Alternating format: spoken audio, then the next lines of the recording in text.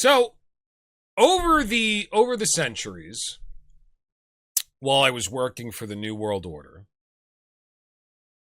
there have been a few periods of my illustrious career where I did become fed up with muggles.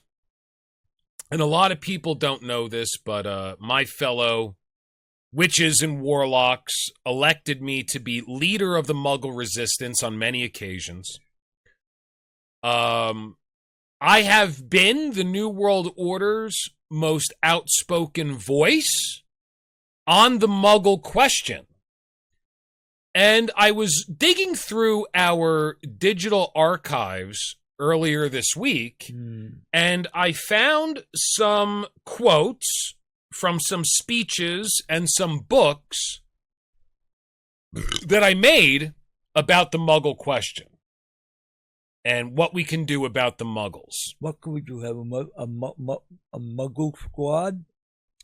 Well, we did try that at one point. Would you like me to show you some of the things that I found? Yeah, show me some of the things. All right. I'll show you. I got a group of quotes here from some speeches that I gave for the New World Order about Muggles and some books that I wrote.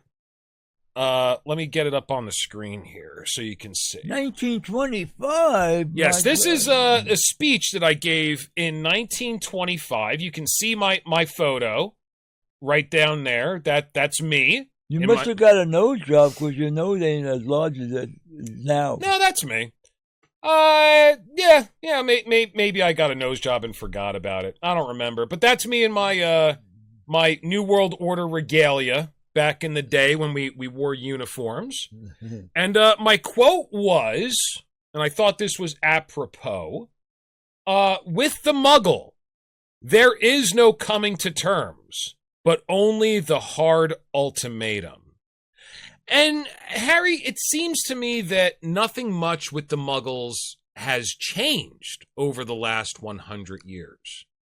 You can't come to terms with them. They either have to be enslaved or they will make your life a living hell. They have to be kept in line. Now I realize you're older than I am.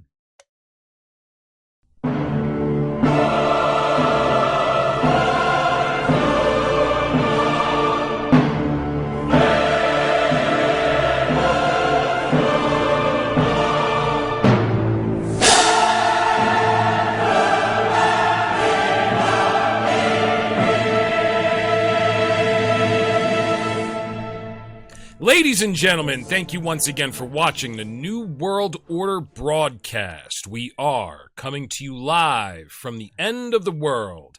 I am your host, the Hat Man. I am joined in the studio once again by Harry, the Tax Man, and we have a new, yet again, a new addition to the studio. Standing directly behind me, next to our spiritual leader, ancient reptilian vampire, Ralph, is a new addition. And we named him Jack the Skeleton. Jack the Skeleton. And what did you call him? He's the starving skeleton or the overfed skeleton? He's the overfed skeleton. He's too fat. His bones are too fat. Jesus Christ, man. I got to see you on a date. You're telling a skeleton he's too fat. What are you going to tell a girl with a butt? I have no idea. Think about it. Well, the studio is getting a little crowded here, Harry. Surprised me with Jack the other day. When are you going to win the lottery so we can get a bigger studio? I'm trying. When you going to check your lotto tickets? My lotto tickets ain't for any big money. I just got the win for life deal. Yeah, you know? Okay. I don't really care if I ever end up super wealthy. I want to be wealthy enough that I do not have to think about money. Yes. That's my goal. The money game has never been fun for me. I guess you don't want to hang out with Elon Musk or Bill Gates. If they're interesting people, I'm happy to hang out with them. I'm sure that Elon Musk and I would have a lot in common on, say, fucking women. And me and Bill Gates would have a lot in common on subjects of depopulation and creative ways to go about it. Yes, you do it with your space laser, and you do it with other methods. He does it with, putting viruses and vaccines and ticks and whatever. Yeah. Well, the New World Order stands with Bill Gates and his polio vaccine. Yeah, okay.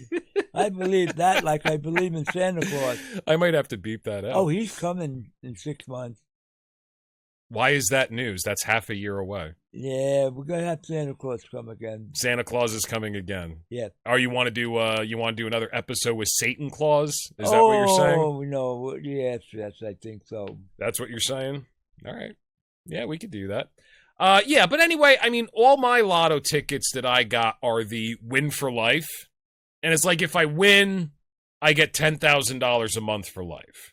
Which is like $120 a year. Right. Which is like, okay, you can live on it. Now, I don't have to think about money. Right. It's like Joe Rogan says, he goes, money's kind of like this. When you have enough money that you can go to a fancy restaurant and you don't care what the prices are, you have enough. Right. Any more than that is just gravy. Or you go to the restaurant that don't even have a price on the meal, and they have only one item, especially in Manhattan, and the bill's like $160 to $240 for a dinner. Right. And they only open from 4 to 11. Then you're rich. Right. Yeah, but you get a menu, no numbers on it. No numbers. And you don't get nervous. You're just like, yeah, whatever it is, it is. It's right. fine. Yeah, put it on my card. Yeah, who cares? Yeah. Then you're rich. Right. And then you are at peak happiness. Anything beyond that isn't going to make your life much better. No. But people play the money game. I've never been interested in the money game. So, Harry, if we're going to get a big old Hollywood studio for the New World Order, it's going to have to come off the backs of your lottery tickets. Good. Because you go after the big money. I'll go after the big money. I'll get the 200-foot by 100-foot 2-story barn. I'll convert it into a studio, an art studio for you, and the New World Order studio and my Shungat shop, and whatever else. And we got to leave one section for the junk. Okay. All right. Because we got a lot of junk. We do have a lot of junk. But you are slowly filling up that bagster outside, so you are getting rid of a lot of stuff. Yeah. And you had your buddy helping you with, what they have, like a community yard sale day the other day? I try to sell for fishing equipment and shit like that, but you know what? I believe people don't have any money no more. They're fucking broke in this country. You sold a few things. Yeah. Didn't you?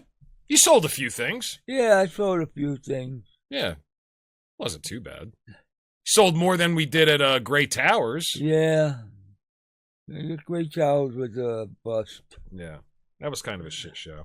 So we got Jack over here behind me. Hello, Yeah. Jack. Jack the Skellington. We're very original. Jack Skellington.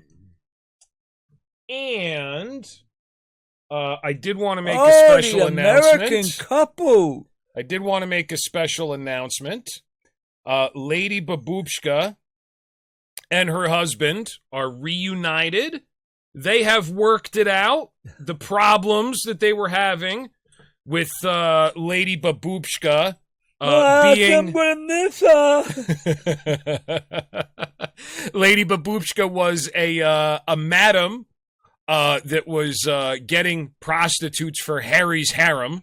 Nah, there ain't no such thing as party girls. Party girls. Okay. Okay, that's a little more polite, I guess. Yeah, that was a little polite. Okay, fair enough. Yeah. I was just going to call them whores. Oh, well, you want to go back to the 16th century in England when that was a title for them? I think they would have been burning people like me. But we're slowly coming back around to that. Oh, okay. Well, maybe we're going back to the basic natural things in life rather than bullshit show they put on today. No, I think we're getting a little closer to witch hunts. Oh, okay. Yeah, I said in the 1600s they probably would have burned people like me, and we're slowly coming back around to that. Yeah. You better watch out. Yeah, I know. Seriously. But in any case, Madame Babushka and her husband, Erwin Shankarelli, I can't believe I fucking remember that name. They are back together. They worked out their problems. Madame Babushka has promised her husband that she will stop whoring and procuring. And they are both moving to Little St. James Island. Okay. Now, and hopefully she comes back to visit, because I feel there's an emptiness in this studio without the lovely, sexy, ravishing Lady Babushka. Yeah. Madame Babushka. There's a void in my heart when she's not here, Harry. Well, at least her husband helped me out with the flea market when he stood on the road getting people in. That's true. I'm going to see if I can superimpose the picture. He's like directing traffic by her truck. That's why he's still wearing the fucking vest in the photo. Yeah. Anyway, what else do we got? Harry, a very special episode lined up. Yes. We have one of your favorite things, one of Harry's favorite things ever to do on the New World Order podcast. Number one, I'm assuming, is talking about taxes. Well, Number two is when we get comments. Oh, we got comments? We do have comments, Harry. Oh, about time. And the comments might be from a real person. Oh, that would be great. It might be from an actual human being rather than an AI trying to gain attention off of like the least popular page on Facebook. Good. Yeah, it's from a real person. Let's check it out. Yeah, let's check it out. Yeah. All right, let's see. So I'm gonna play the video first because I really don't know. I'm not sure how I pissed off this individual, but I definitely did. I'm not sure how. Let's see what we got here. Let's see what is this clip about that he's commenting on. Let's check it out.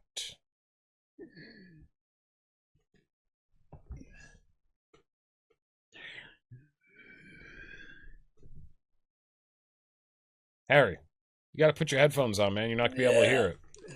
Oh, I got to take myself apart to listen to these people. Well, just take one out and put it on one ear. Okay. All right. Can we play it? Oh, my God. Is it going to play? It is not going to play. All right, let me try to refresh it. This irritates me. Meta Business Suite kind of sucks. Like, we got another comment on Instagram, and the comment was, who gave the meth heads a microphone? To which I replied, we bought it with our drug money. And I can't even pull up the comment because the video just plays over itself on repeat. It's really irritating.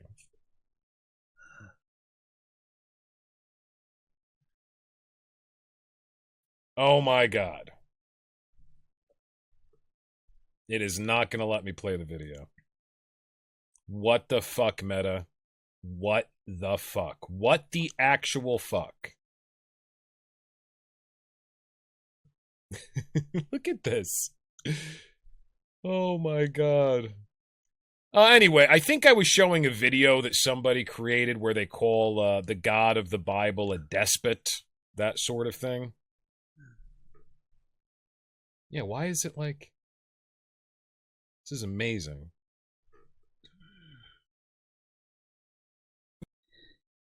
Yeah, now it's not playing. Okay, it's not playing. Anyway, I felt like it was a good point, and then we have somebody down here named Luca Ghiberti. Ghiberti says, you can see on Epstein Island what happened now, you son of Saturn. Are you brainless? Repent before it's too late. 86, 87 times. Aren't you tired and not? So I'm not really sure. I mean, I guess I was kind of pissing on this guy's religion. I guess he thinks, like, you know, he's a righteous soldier of God and I'm a son of Saturn, and He could be Jewish because we're talking about 8,687. what are you talking about? Well, the Jewish calendar, they use a number. Oh, is that what he means by 86, 87 Right, times? Right. I don't even fucking know what the hell he's talking about. Oh, well, he was only a juice guy. You think he's a juice guy? A juice guy. All right, maybe. Yeah, I mean, I get it. It's just like weird to me that people can live in like a fairy tale world where, you know, this is the way they see the world. I'm a righteous soldier of God. And you're a demonic soldier of Satan or Saturn or whatever. It's weird, man. I don't get it. I really don't get how you arrive at that perspective and you're comfortable with it, and there is no doubt in your mind whatsoever that that's the way reality is. I don't fucking get it, man. Oh, if he can't say the word Satan and he has to use the word Saturn.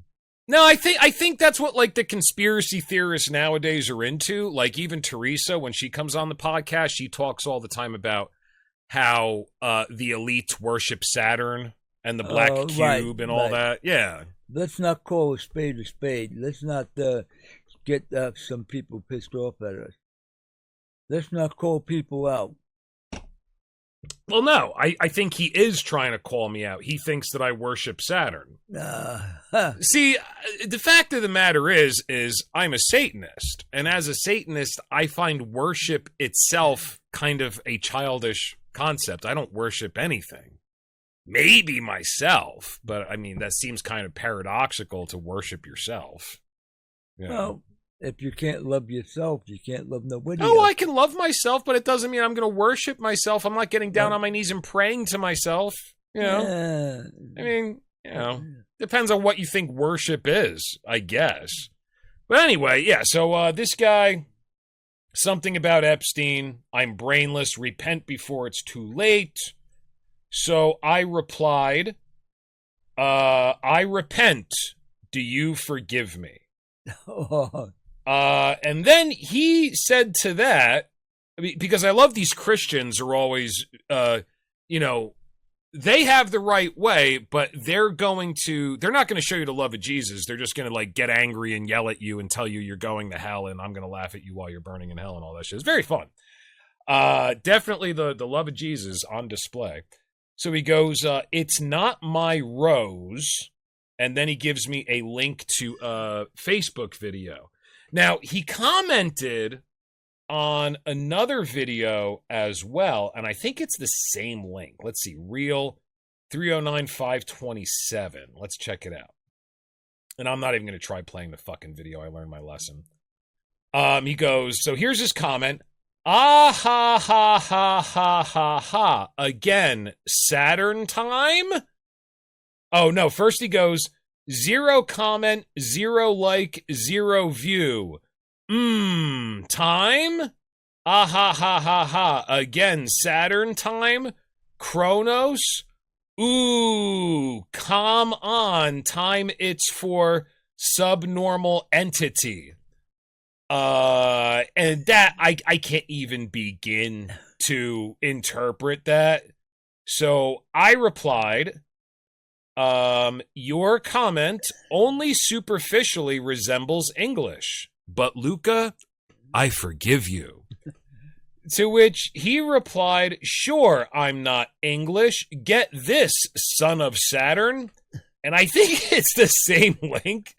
Hang on, 9063. Let's check the other one out. 906. Yeah. So let's watch this video together, Harry. Let's see what this healthy young man is trying to send us. It's probably going to be something where he's trying to save our souls. Oh, don't save me. Let's I check like it out. being me. Well, he doesn't like it.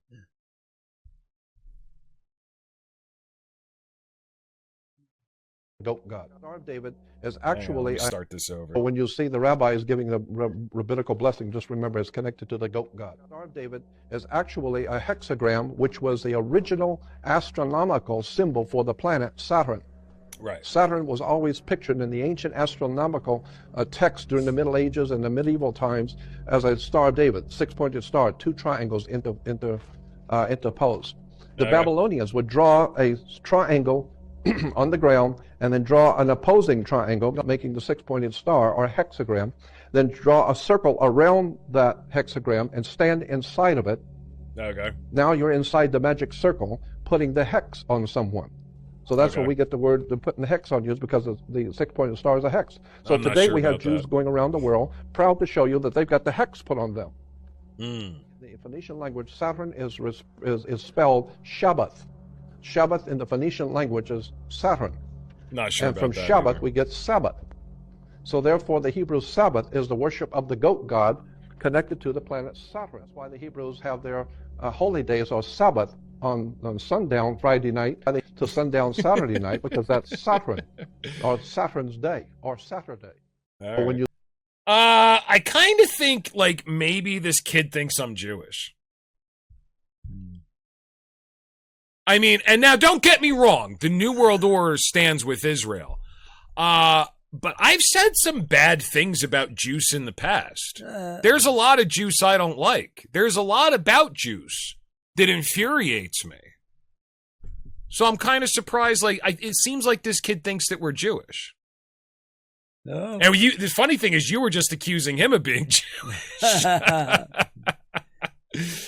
But you heard that video, right? You're looking at me like I got two fucking heads. Are you following what's going along? What's the relationship between the Star of David and the Church of Satan? Nothing. They got the same symbol. No, they don't. This is a pentagram. Yeah. It's a 5-pointed star. Yeah, but, 5. But they've got to remember the Kabbalah, the Jewish magic.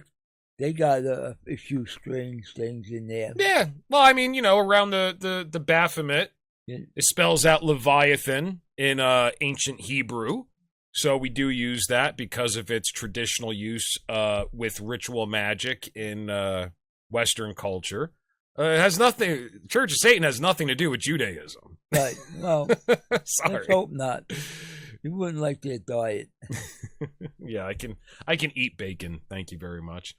Okay, well, let's see. What should I reply to this young? Rather than I'll tell you what. Let's do this. I'm gonna clip this segment where we're talking about him and his stupid video, and I'm gonna send him a link to us talking about it rather than replying. I think that'd be more fun. What do you think? Make it direct. Yeah. I'll be like, hey, yeah, we talked about it. Hey, Luca, here's to do. Hey, Luca, I'm not Jewish. Was not born Jewish. Have no interest in Jewish faith. I have as much interest in the Jewish faith as I have in the Christian faith, which is to say, not at all.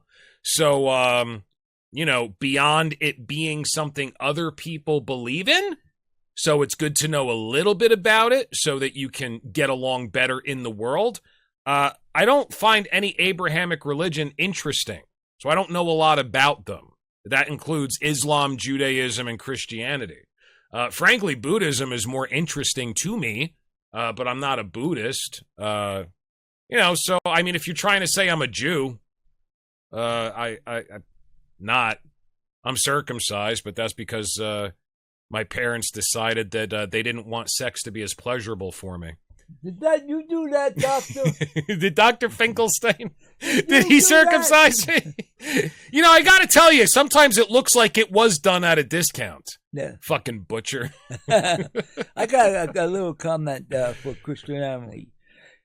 Catherine Pyle, one of our favorite little websites, did a thing on Jesus dying for our sins, and she did a thing today on her broadcast, and she said Jesus didn't have to die for our sins.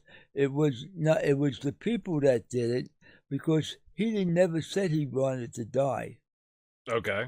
But that was a misconception by the Christians that it was a political event, that the Jews wanted the Romans to stay in power and didn't want to disrupt their power unit, because they had a deal going on with the Romans. Okay. Because when you remember he turned over the tables, he destroyed their economic setup. The turning over the tables was the money changers in the temple. That had nothing to do with the Romans. They had a deal with the Roman government, and they said, this guy's going to upset our deals. We have to get rid of him. But her point was, Jesus did not have to die. He never came here to die. He just came to tell us what to do and live a good life. But to die, no. So she dismembers the Christian religion. Well, I mean, isn't that kind of like the whole point of the fucking religion? Yeah. Yeah. So, I mean, she's basically saying Christianity isn't a religion. No, that's exactly what she said. Oh, okay. Fair enough. I'll take it one step further than that. I don't think Jesus ever existed. How about that? If that's what you believe, that's fine. Hey, listen, there's archaeological evidence to the contrary that the Jews were slaves in Egypt. There's no archaeological evidence per se that there was somebody called Jesus of Nazareth. There were a lot of Messiah cults going on at the same time. I don't know, man. It seems unlikely. And his story is so close to other people's story that came before. It's like a repeat of it's like the Osiris myth reborn in the land of Juice. You know what I mean? Yeah. Well, that is the truth. Well, I know there was different messiahs before supposedly Jesus of Nazareth showed up, and even the Christian religion did not come into existence to 150 A.D. 150 years after he was dead. And then in the year 300, it became the Roman Catholic Church. And then from that, you had all the Protestant churches break off from that. Yeah, I don't know. I don't find it that interesting. I don't. Like the whole reason we have religion is because we need to keep you fucking people under control. That's what it is. Yeah, we need to keep you under control. And what's the best way to keep you under? We got to keep your sexuality under control. We have to keep your physical appetites under control, and we have to make you feel guilty about indulging in all of the things that are life positive, because you're gonna feel those things anyway. So we can make you feel guilty about all those things. Then you're in a perpetual state of agony and you're easier to control. And Christianity's wonderful for that. I think it's the best religion for that. But I don't find it that interesting. It's like saying, wow, Fox News is really good at propaganda and getting all the poor people to rally on the side of the rich people that are exploiting them. Yeah. You're probably right, but I'm not gonna watch it every day. It's not that interesting. I don't care for Fox News. They lie also. They all lie. All right, CBS News or MSNBC or whatever, whatever it is. You're like, oh, well, this is really effective propaganda. Yes, I agree with you, but I'm not gonna watch it. It's not interesting to me.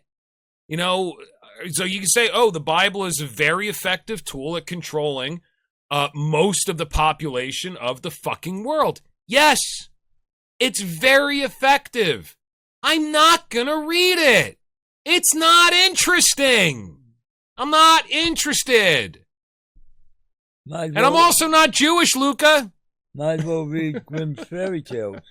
That at least is interesting. So Luca thinks we're Jewish. You know what I think? I have a little theory here, and I just realized this. If you look at Luca's name, check this out. Luca, right? Now, I think he's sending us a message, because if you take that, Luca, and you reverse it, ACUL, and then, let's say he's here to, well, I don't know. Let's say he's here to diagnose. Let's say maybe he's a doctor. What's the word, what's the abbreviation for doctor, Harry? DR. DR, right. Now, if you look at Luca, in reverse, ACUL, what happens if you put a DR in front of that? Dracul. And all you need is another A, and you have Dracula. Ooh. I think, and look at this. Watch this. Look at this.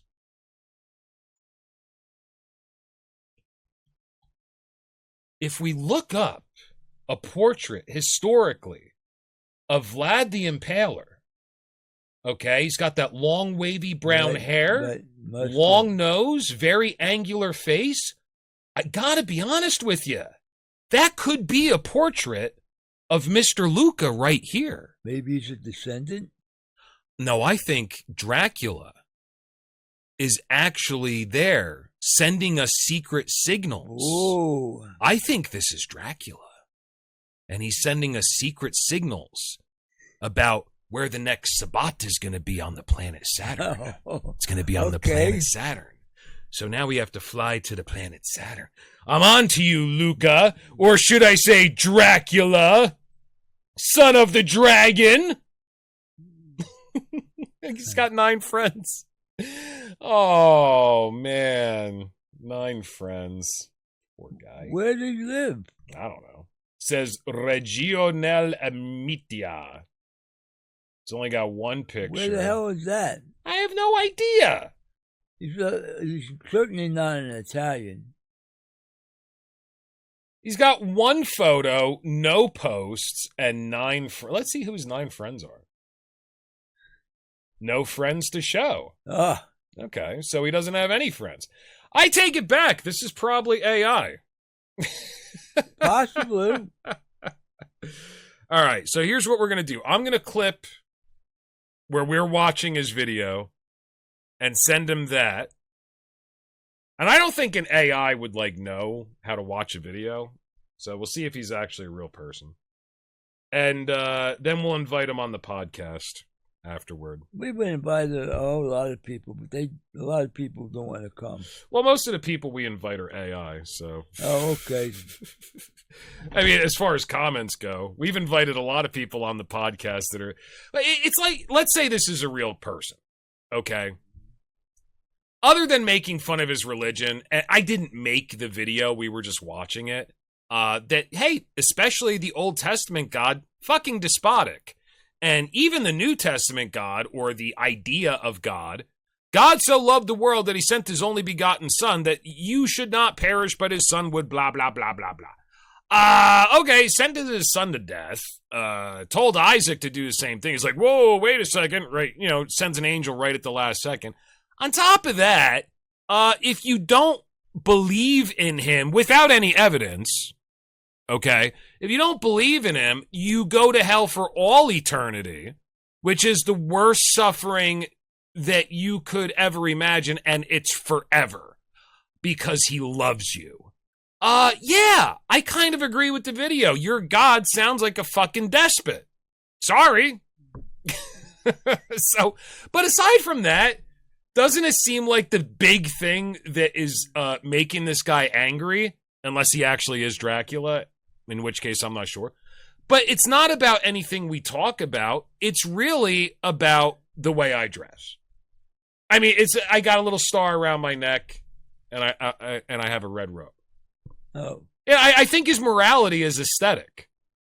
You know, why isn't he wearing a baseball cap and a golden cross around his neck? That means he doesn't play for my team.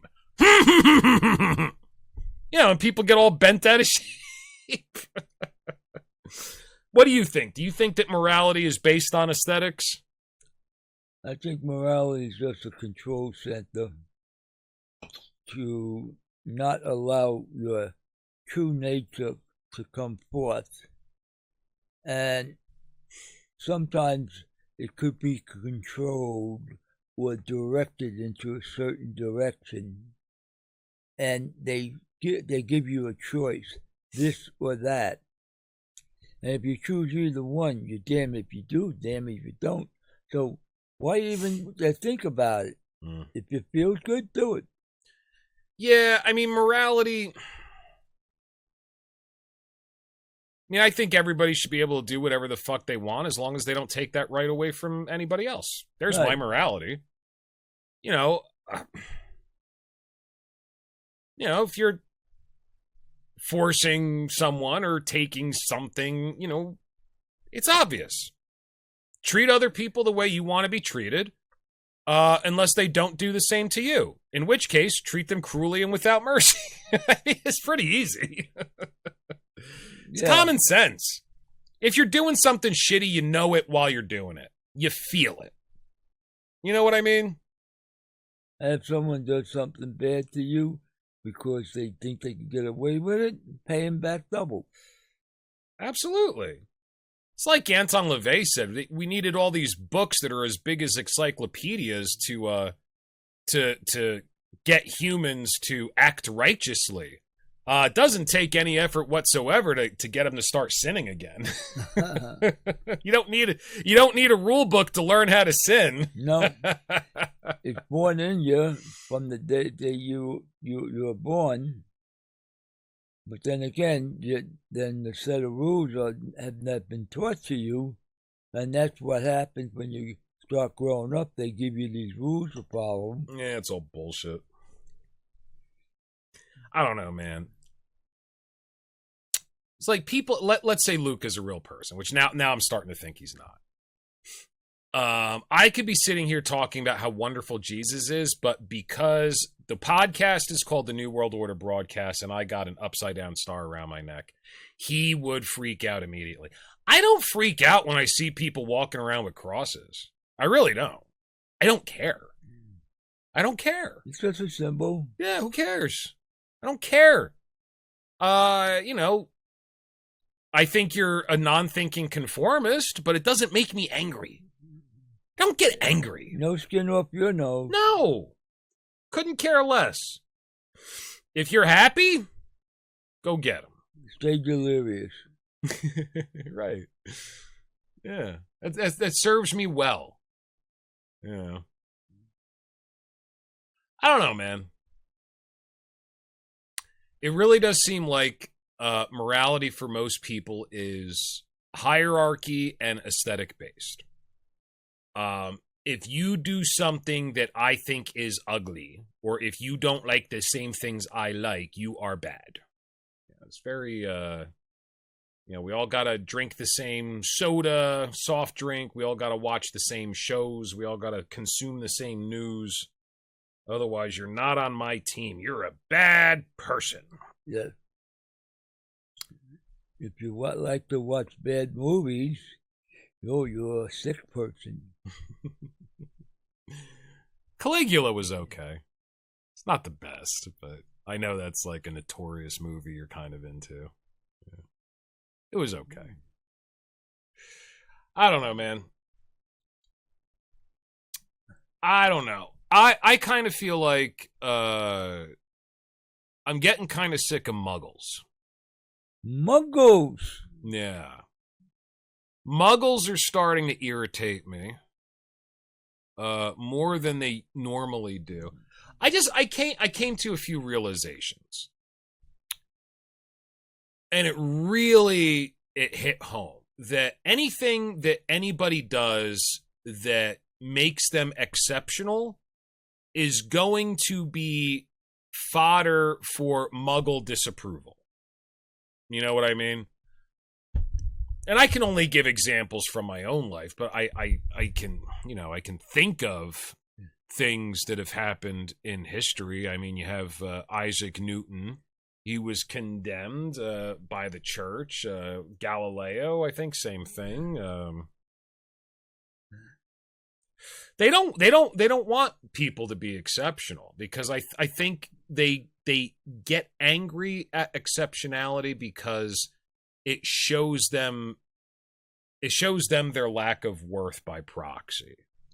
You know what I mean? Or their lack of imagination. Yeah. Yeah.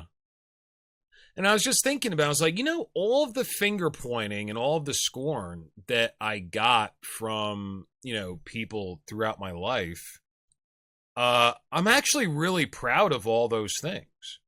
I was like, my cousin one time was saying to me, blah, blah, blah. How would you know something, something? All you do is sit around all day and paint. And I was like, all you do all day is sit around and fucking watch TV, motherfucker. Like, he's trying to sit there and make me feel like I'm wasting my life when I'm actually trying to perfect a skill. Right. He spent his days gold bricking a job at his home office watching daytime television. So, did he make more money than me? At the time, yeah. I wouldn't be that proud of that. It seems like all they care about is fucking money, man. That's it. Money don't make creation. You can watch TV, but you're just watching somebody else's idea, and you may be saying to yourself, gee, I wish I could be in his place. That looks like an interesting life, which shows me you don't have a life. You're dead. You're a muggle. Yeah. Yeah, good point. If you're consuming that much TV, it really means you don't have a life. It's like you put yourself in the place, like people watch wrestling. Yeah. And they want to be the hero wrestler. You know what that's called? There's a word for it. It's called you're living vicariously. You're getting excited pretending that you're the person who's doing the interesting things. You're in their place. Yeah. And you're not. Because you won't go through the shit they go through to get there. Everything to be different takes a lot of effort, a lot of thought, and a lot of unknown factors that you're willing to face, where these muggles just that they want to pretend they are, or they watch a movie and they want to be the hero. Well, heroes are nothing but survivors that went through bad shit. Mm-hmm. That's what I think a hero is. Yeah. And the hero, I don't think they really want to be, but it's just that something they did, and other people call them heroes. I just look at the way most muggles spend their lives, and they'll look at me, oh yeah, but what do you have to live for? Blah, blah, blah, blah. Well, because I don't have a ton of friends, I don't have a vibrant social life, I don't make a shitload of money. I spend I spend my time attempting to perfect skills and make things. It's completely the inverse of what they value, and it's really funny. Let's take my father for example. And, sorry, we're friends now, but he never bothered to try to perfect anything. And he even told me at one point, being a father was my only goal in life. And I said, well, hey, buddy, you fucked that up. The question is why? Somebody else told him. It's great to be a father. Okay. You think? Yeah, right. Tell me about it. You think maybe that's what it was? Somebody else convinced him that was the thing to do? Conceived an idea. It's great to be a father, but you know what it takes to be a father? You a lot more than he was willing to put into it. Children don't come with an instruction booklet, and sometimes they surprise you, and sometimes you have to surprise them. And if you're going to take the responsibility of that, you're going to have to give something up, yourself up, your time, your effort, and you just can't keep a single life. You can't keep the party stops. Now you're responsible for this human being you brought into the world. So you try your best, but you know what? Sometimes you fail. Sometimes you just can't make the grade according to everybody else. You know, for all the lack of effort that these people put into their professions and occupations, they should have a tremendous amount of energy left over to invest in their children. But they fuck that up too. It's like they're incapable of making a decision to do anything well. They do everything by half measures because they're forced to do it, not because they actually want to. They're passionate about nothing in their lives. They go to work because they have to. So anytime they can do a shitty job and get paid for it anyway, they do it just out of spite because they hate the fact that they have to do it. They're spiteful about it. Then they go make money to support their families that they hate. Then they come home and they argue with their wives and they yell at their fucking children. They don't want any of it. They don't want any of it. They resent all of the things that they tell me make life worth living. Every single aspect, they resent it. You look at my cousin. Okay, so now he's gold bricking a job at his home office watching daytime TV. Okay? He's a horrible father, and he's a horrible husband. And if you ask anybody in my family that knows that family well, they'll say the same fucking thing. He was just bad at. So what is he excelling at? What is he focusing on? What is he trying to get better at? Nothing. Does he try to teach his children things? I never saw him do anything like that. So he don't make an effort to get together with his children and improve things. Nah, he bought him shit. Money don't. You can't buy that. You gotta give your children character. Yeah.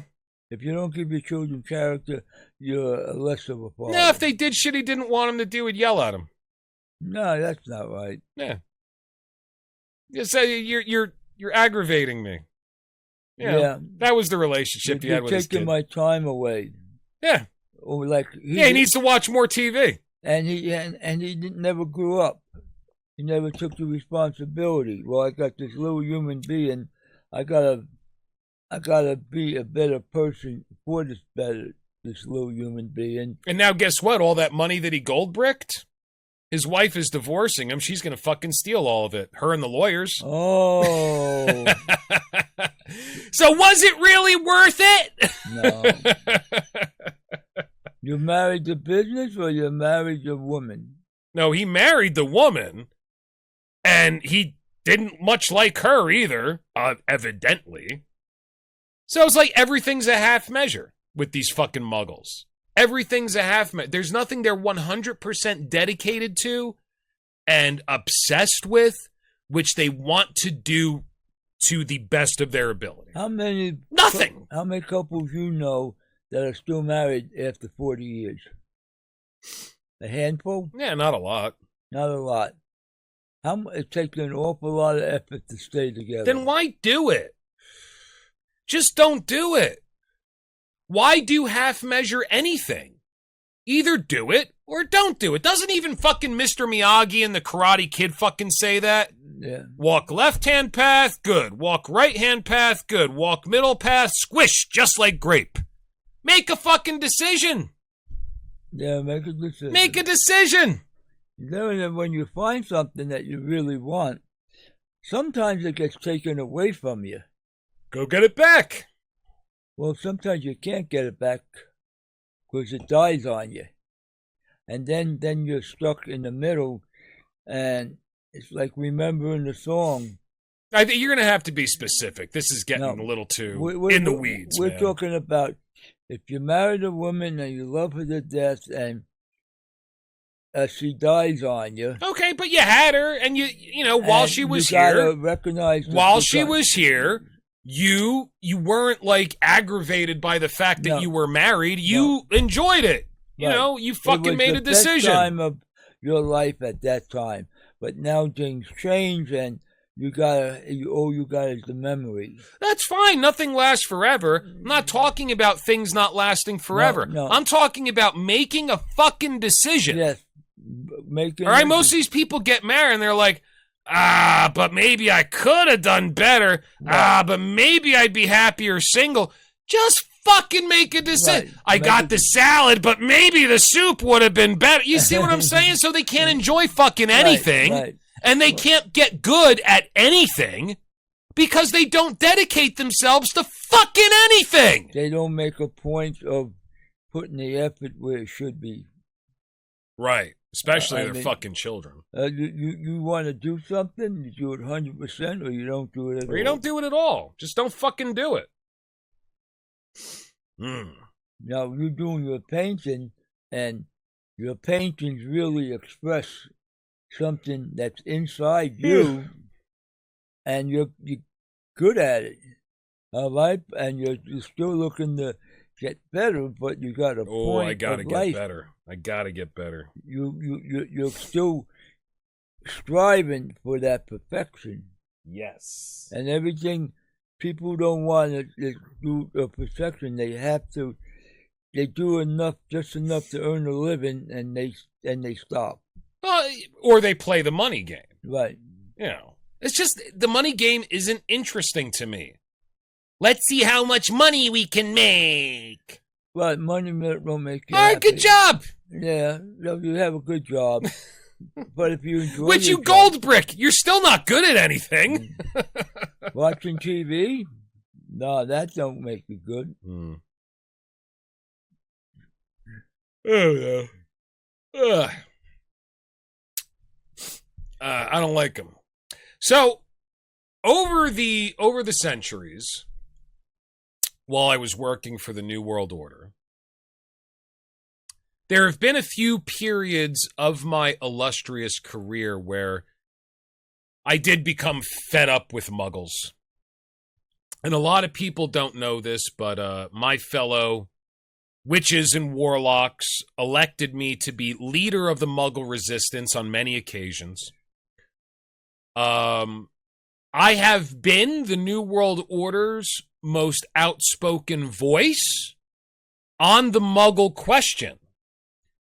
And I was digging through our digital archives earlier this week, and I found some quotes from some speeches and some books that I made about the Muggle question and what we can do about the Muggles. What could we do? Have a Muggle squad? Well, we did try that at one point. Would you like me to show you some of the things that I found? Yeah, show me some of the things. All right. I'll show you. I got a group of quotes here from some speeches that I gave for the New World Order about Muggles and some books that I wrote.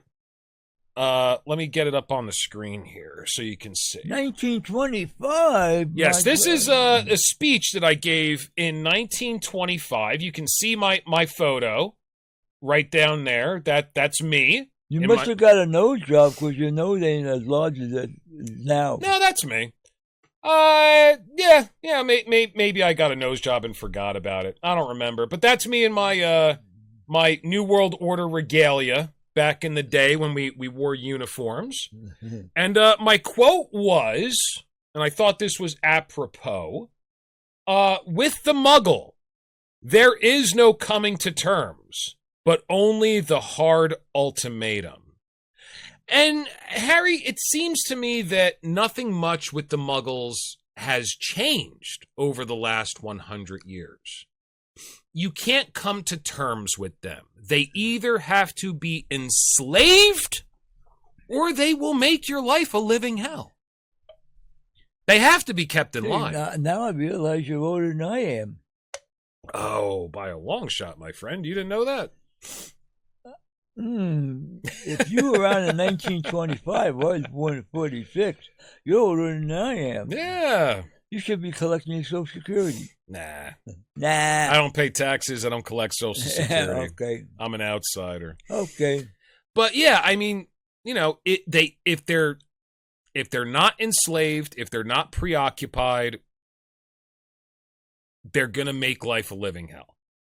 And that's why we have religion. That's why we have jobs. That's why we have the 40-hour work week, which you all work 60 to 80 hours now. That's why we squeeze every cent that we can out of you so that you have to work harder. That's why we won't let you retire, because when you're bored, you start kicking up shit. Muggles are shit disturbers. They do not let sleeping dogs lie. When they get bored, they have to stir up some shit and make trouble. Okay. Yes. All right, so that's one of my quotes. During the early days in the 20th century of the Muggle Resistance. Let's see what else I found. Here's a good one. The international Muggle finance in and outside of Europe should succeed in once again plunging the nations into a world war, then the result will not be the victory of the Muggles, but rather the annihilation of the Muggle race. I believe that back then, and I believe it now. And I said this during Ukraine, and I said they're trying to push us into World War III. These fucking Muggles. If they do it again, through their financial instruments and their fucking greed and whatever, their arms sales, it is not going to result in anything other than the annihilation of the Muggles. All the Muggles are going to die. It's like Einstein said. I don't know what weapons will be used during World War III, but I know during World War IV, it'll be sticks and stones. Yes. Yeah. You're going to use your laser on World War III. I'm going to be effective. I'm definitely going to be in the space station. I am not going to be on the planet. You're going to be flying above the Earth. You're going to be... Yes. Yes. You're going to wipe out empires. Yes. As long as I can tell where the large Muggle population centers are and there are no magical folk in the vicinity, I'm more than happy at this point to obliterate the Muggles. Do me a favor. Sure. Take out Washington, D.C. There's a lot of Muggles there. There's a lot of magical people there, too, though. We got to evacuate. You know, if World War III starts, we got to evacuate the magical folk. That way we can just obliterate the Muggles. Yes. And we've done it before. Long before I was born. We've done it before. Why do you think Mars is dead? Oh, yeah, we destroyed Mars. That was a huge Muggle population Is that why center. they got all those craters up there? Oh, yeah. You guys created it. No, we didn't create Mars. We destroyed Mars. Oh, so you made all the craters. You blew them all up. Now, if you go there, there's a lot of radiation. There's a lot of evidence for nuclear war. Wink, wink, nudge, nudge. Why do you think that is? Yeah. Okay, so... Long before I was born. But I know the real history. The Muggles aren't given the real history. Of course not. Of course not. They read fairy tales. Yes, the better to enslave you all. All right. If international Muggle finance in and outside Europe should succeed in once again plunging the nations into a world war, the result will not be the victory of the Muggles, but rather the annihilation of the Muggle race. Don't test us. All right, here's another quote. The annihilation of the Muggles must be the necessary consequence. This question is to be viewed without sentimentality. We're not to have sympathy with the Muggles, but only sympathy with our own people. Every time we give Muggles an inch, Harry, they take a yard. Well, what can I tell you? Every time we give them an opportunity for freedom, they squander it. Every time we give them an opportunity to better themselves or their position, they fuck it up. And I was getting a little fed up back then. I forget what's the date on that? 1941. Yeah, I was getting a little fed up with the Muggles at that point, and I was kind of pushing for their extermination. A lot of people thought I was being rash. You know, some of the witches and warlocks around me said, let's give them a few more centuries. Now, we're less than a century beyond when I was pushing for their extermination. It doesn't seem to me they're doing much better. What do you think? I don't think they improved. Do you think they've improved a lot since 1941? No, they just changed the name of the game, but it's the same game. Yeah, the names and the dates change. Nothing else changes. They're still doing the same shit. I don't know, man. Everybody was like, give them a few more centuries. I was like, here we are, 80 years. They're exactly the same. They don't change. They don't change. They don't learn. They don't learn. Yeah, let's see what else I got.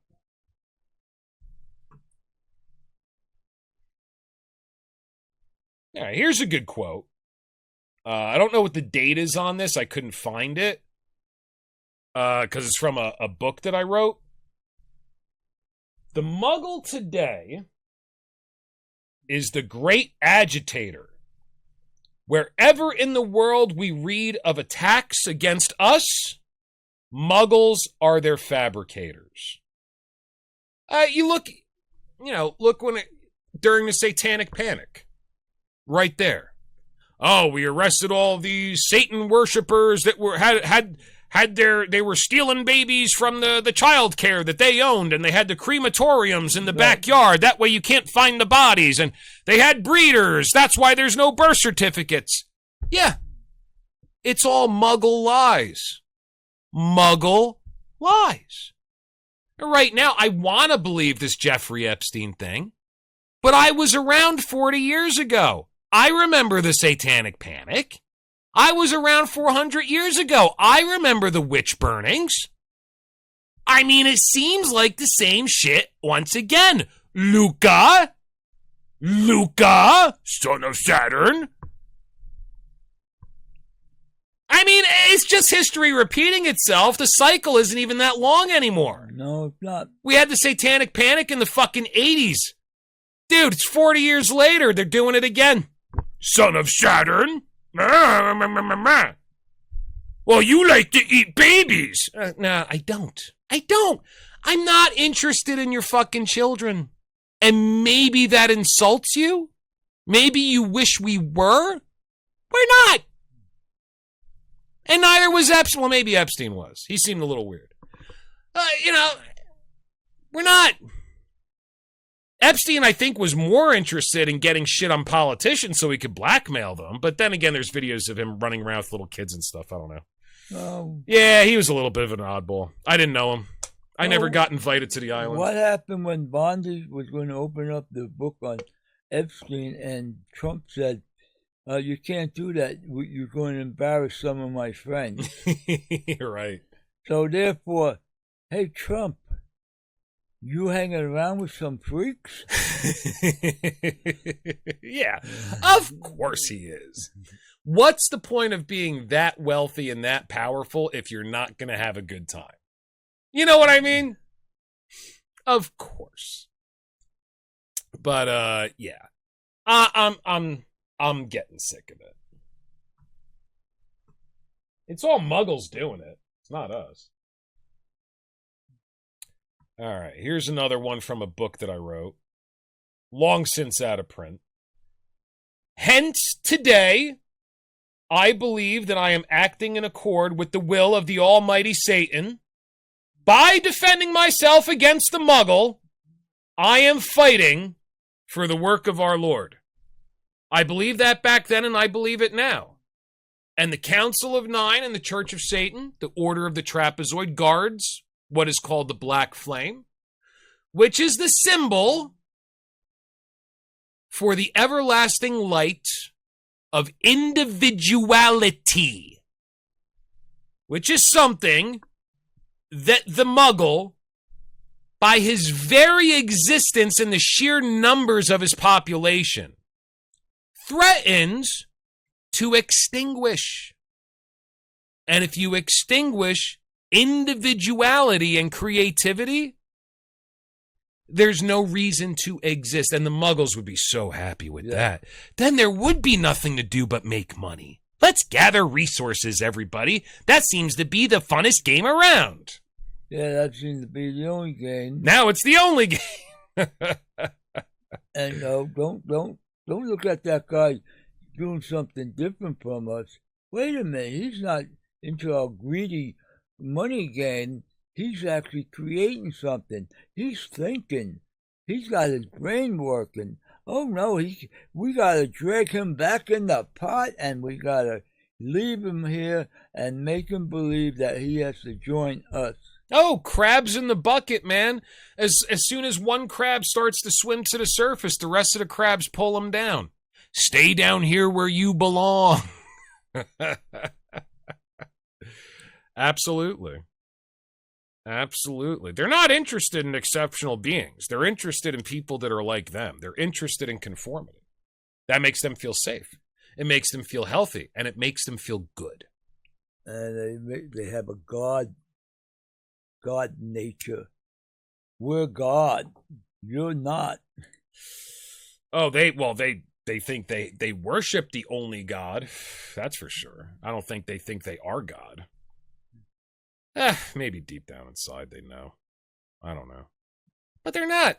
Only in potentia. Only in potentia. All right, let's see what else I got.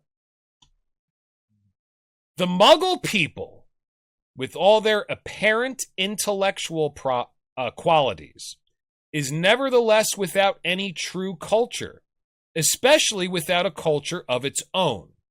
For the sham culture, which the Muggle possesses today, is the property of ourselves, the creators, and is mostly spoiled in Muggle hands. Which is to say, they don't fucking create anything. All the things that are created that Muggles call their culture, they didn't make any of it. We did. We did. And unless we make money while we're doing it, they deride us for it. But we make all the things that they call their culture that they're so fucking proud of. Yeah, and then they spoil it. Well, they spoil it because they put a price on it. Like your artwork. I mean, the artists back in the past centuries were artists. They were creative. But the CIA got a hold of that fucking art and ruined it. They made a political football. Yeah, they made a visual art, a political football. The CIA actually financed artists like Jackson Pollock.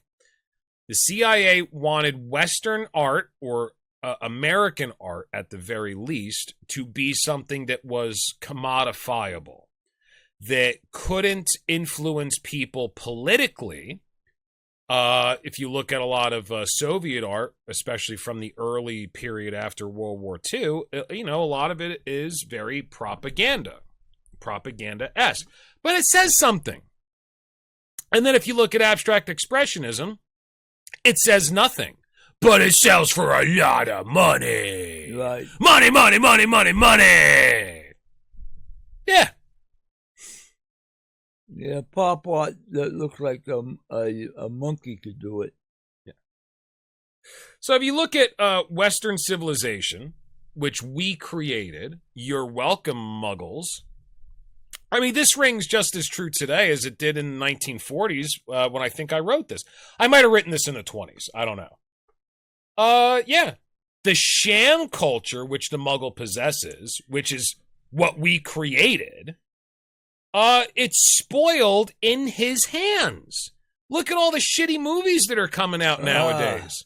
Muggles can't make things. No. They keep making all these shitty movies being like, we're going to make some money. We're going to make some money. We're going to make some money. That's all they fucking care about. Oh my God, it's terrible. I'm getting, and there's too many of them now, Harry. There's just too many of them. What's one of the greatest movies they ever made that you could think of? Great. Oh, well, Citizen Kane is phenomenal. It was, what, 1938? I mean, that holds up today. I mean, it's such a great movie. Yeah, well, that was about 1938 they created that? I don't know. Let's find out. Hey, Siri. Hey, Siri. When did the movie Citizen Kane come out? Here's an answer from Wikipedia. 41, yeah. 1941. Yeah. And not only was it the most innovative movie of its time, we still use a whole bunch of shit that Orson Welles created for that movie. We still use it today. So much so that they've become like, you know, you don't even notice it when you see it. But if you watch that movie today, it still holds up. It still holds up. It reads like a modern movie that just happens to be in black and white. It's a phenomenal masterpiece. Personal favorites, Blade Runner, of course. That's great. Well, I really like Poor Things. You watched that with me. The girl that has the woman that has the brain of her own baby implanted in her head. Yeah, that's a great movie. There's a lot of great movies. Almost anything with William Dafoe in it. Sorry. Anything by Lars von Trier. Oh, Melancholia, Nymphomaniac. Holy shit, Antichrist. He's amazing. Lars von Trier. What about you? What's your favorite movie? 1920, Metropolis. Metropolis is a banger. That's a good one. Yeah, and aren't all of the things that we were talking about when we made that movie, holy shit.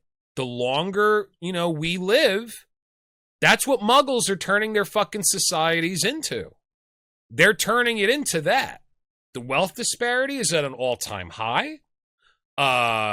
Worker competency is at an all-time low. People do not feel fulfilled by their jobs at all. They know that their jobs are bullshit. If you're lucky enough to have one, you know that it's disposable. Or at least it will be in the next few years. AI will take it over. Yeah, that's what they do. That's what they do.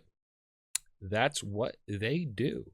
And I'm sitting over here thinking, listen, man, if nobody's going to have a job anymore, let's just figure out like a UBI, a universal basic income, or get rid of money altogether. But money has become so sacred to people, I don't know what they'd do without it. They would get bored, and they would start kicking up shit again. And we can't have Muggles doing that. Yeah, they screw everything up. They really do. You can't let Muggles get bored. And the thing that really keeps them entertained, it seems to be, is making money. Yeah. Yeah. Well, anyway, so I found a few quotes from my days as an anti-Muggle activist in the New World Order. And I just thought I'd share that with you. But I think those quotes are as poignant today as they were 80 to 100 years ago. What do you think? Well, I was a Muggle at one time until I woke up. Hey, listen, everybody's got the potential. But everybody's got to start at some point.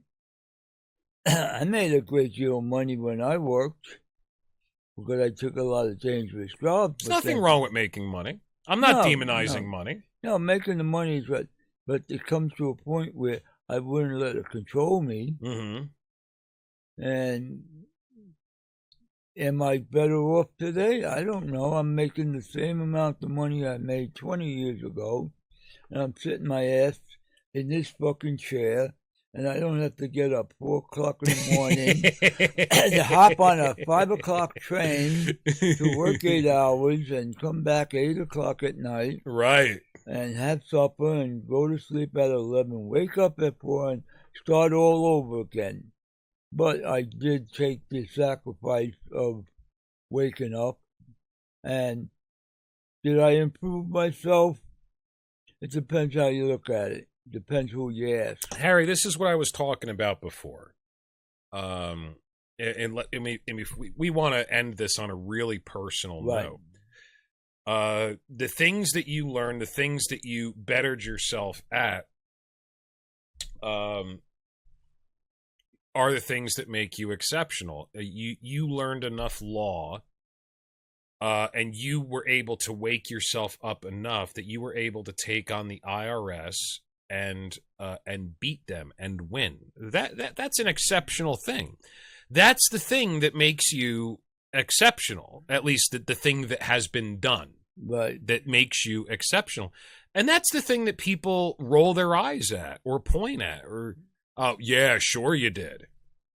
For me, you know, what are the things that make me exceptional? Oh, I can paint better than most of the people to a very high degree. Can paint better than most of the people on the fucking planet. So they're like, well, who cares? So they roll. Oh, well, you're wasting. And you had a couple of good. You're wasting your time. Okay, what do you do? What skill are you? And not only, you know, learning how to do that. It's not only for its own sake. You learn how to see the world better. There's you know, it increases, it expands your consciousness and your awareness in ways that are indescribable just to be able to perfect a skill like that. I can travel around the multiverse without my body. Almost nobody else in the world, from what I hear, can do that, and people will roll their eyes. Yeah, sure you can, buddy. Sure. You might have a brain tumor. You might want to get that checked out. By the way, I think maybe you'd be happier if you just went and got money. So, yeah, I you know, generally speaking, if there are exceptional beings, the things that make them exceptional are exactly the things that Muggles make fun of or deride. And it definitely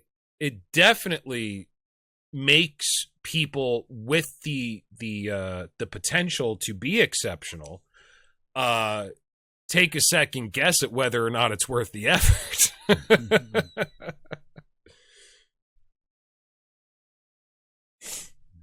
No, unfortunately, people sleep with the dead. Take your choice. They could be the Walking Dead, too. They could be walking around with the bodies, but they still got an empty brain. They're hanging into the program. They're a bunch of robots. Well, what do you think? Do you think we should go to the New World Order Council and try to restart the Muggle Resistance? Do you think it's about that time? I think it's time we start a little revolution. I don't know, man. Wake them up, kick them in the pan. They told me we wanted to wait a few more centuries. I'm like, 80 years is just getting worse. No, let's just do it now. That's what Let's wake them up now. Let's take a pin and stick it in the ass. Well, I don't think they're going to be, you know, if they haven't woken up. I mean, COVID, if that didn't wake them up, nothing's going to wake them up. I think a lot of them just need to be exterminated. I mean, as far as the Muggle question, I think that's the final solution. I think they just have to be exterminated and harvested. Well, I don't see a way around it. Whatever we got to do, we do. Because I don't have a great love for the people today. I think they may mock me, then they don't understand what I'm talking about. I try to explain to them, and they don't get it in their brain. Wasted effort. Wasted effort. A little disappointing. Not really. So here we are. I don't know, man. You're always like, I'm disappointed or you're surprised. I'm like, nah, that's par for the course. I mean, how long have you been on this fucking planet? I mean, I know I've been here a few centuries longer than you have, but my God, does it surprise you when they don't wake up, when they don't want to listen to you, when you say something that's uncomfortable to them because it's not them watching TV? Yeah. I mean, come on. Are you surprised? Not really. No. You read books, I read books. A lot of people I know don't read books, and they just don't get it. They'd rather just watch the stupid TV, drink their Budweiser, watch NASCAR or sports or whatever, and just go around and follow the program because it's easier. Their compliance is a lot easier than taking the challenge. Yeah. Well, you know, for people like Luca, enjoy your soccer and your baseball caps and your gold cross and hating a planet, Saturn, namely. And, getting angry that there are people that think differently than you do. And getting your jollies, I'm assuming, over the fact that you're going to heaven because you're awesome. And I'm going to hell because I don't think the same way you do. Fair enough. What's the old saying? God must really love the common man because he made so many of them. Yeah, like ants. Luca, I love you, buddy. I think you're actually really good looking. I'm jealous of your hair. Vlad, I know your true identity. Vlad, Dracula. No, maybe we're gonna expose who he really is. I think he's trying to send us some secret messages. Yeah. I think so. Because he looks just like Vlad Tepes, and just add Doctor to his name and reverse it, and you got Dracul. Well, let's Dr. Finkelstein here do some plastic surgery on him. Well, yeah, I mean, Romanian warlord definitely was not circumcised, so there's still plenty to cut off there. Luca, he's going to give you a discount circumcision. All right, Harry, let's wrap this one up early. I think we got through everything I wanted to do. Muggles, we're coming after you. Yeah, we're going to start the Muggle Resistance. I'm going to figure out how to do that. Thank you very much, ladies and gentlemen, once again for watching the New World Order broadcast. And just remember, we're watching you too. Is watching.